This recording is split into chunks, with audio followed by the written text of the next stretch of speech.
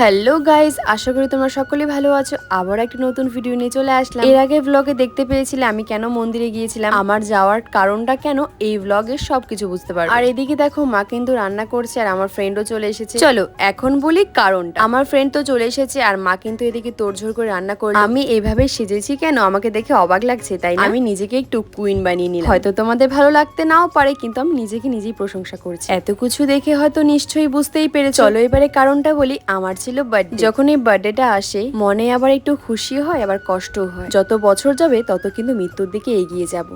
মনে আবার ভয়ও লাগে আবার আনন্দও লাগে। তোমরা অবশ্যই কমেন্ট করো তো কেমন লাগছে। আর বাড়িতে যখন কোনো অনুষ্ঠান হয় সবাই মিলে যখন এক জায়গায় হাসি আড্ডা মজা বেশ ভালোই লাগে। এই যে ডেকোরেশনটা করেছে সেটা হলো বৌদির বোন করেছে। সবাই এসেছিল কিন্তু আমার 3টে ফ্রেন্ড মিসিং ছিল। একটু খারাপ লাগছিল যেহেতু আমার বার্থডেটা ষষ্ঠীর দিন পড়েছিল, ওরা শপিং এ গেছিল। বার্থডেটা বেশ ভালোই কাটলো, সবাই খেয়ে বাড়ি চলে গেছে। দেখো বার্থডের আগেও কাজ হয়, বার্থডের পরেও কাজ। এদিকে চলে এসেছে ভাই গিফট দিতে, যেহেতু ওরা বাড়িতে ছিল না। তোমাদের এই ভিডিওটি কেমন লাগলো অবশ্যই বলো। টাটা।